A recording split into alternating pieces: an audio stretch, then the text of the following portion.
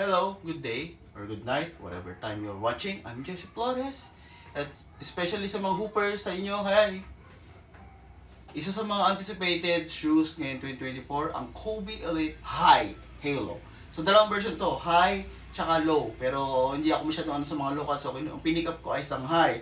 Ito 9, ito 10s. Ayun. So gagawa ako ng paraan, gagawa ako ng video kung paano mo i-stylean to, elevated or formally. Alright? So matagal ko nang gustong gumawa ng ganito klaseng video, passion. So yun.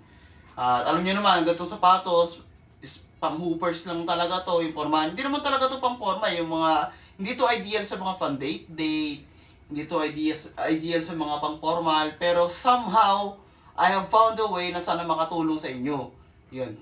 Pero okay na mga basic, okay, na outfits para dito. Kasi yung mga gagamitin ko na basics na pwede rin nyo. Kadalasan talaga mga pinoporma ng sapatos, mga Jordan 1s, mga Jordan shoes, alam nyo na yung mga vintage na ganong klaseng sapatos na napaka-slick ng mga colorways. Ito madali-dali ito. Ito medyo mahirap-hirap. Pero it still found a way. At sana makatulong ako. Yun lang yung gusto kong i-share. So, dalawang outfits to. Kasi ganito kasi sapatos, pang basketball lang to eh. Naka-short ka lang, naka-t-shirt or naka-sando. Pang laro to, hindi to pang date. Pero somehow, nakahanap ako ng paraan para gamitin to sa ganun. Alright? So, as you can see, napakarami kong sapatos. Marami na akong mga Jordans, iba't ibang klase, 1, 2, 3, 4, 5, so on. Siyempre may mga Adidas din, mga boots, combat boots, yan. Chelsea boots, yan, may tayong Air Max. Yan. So, hindi to about sa kung anong details to, review, hindi ganun. So, pormahan to. Alright, to para sa mga sneakerheads na may mga ganito klaseng sapatos. Kobe, hindi lang Jordans, alright? Kobe tayo ngayon. So, yun. Outfit 1.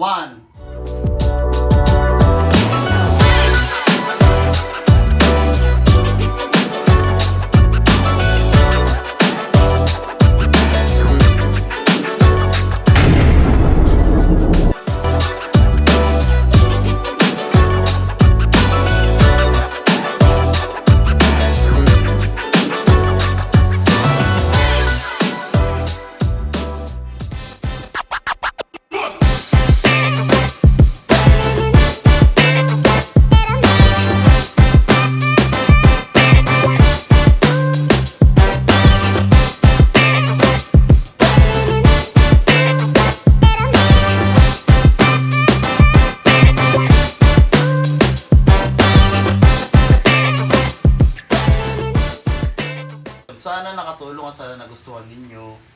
Mas kaya nyo pang mas pagandahan.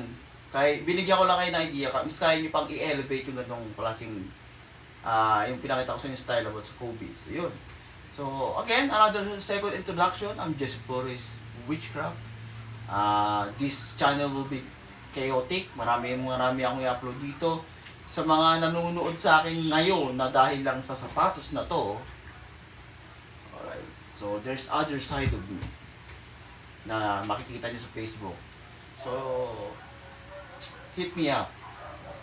So, may mga gusto magpagamot dyan. I do readings. I do healings. I do blessings, of course, to help people. Yun yung help people out. So, itong pagtulong sa pananapit ng sapatos, hindi ako masyadong expert dito.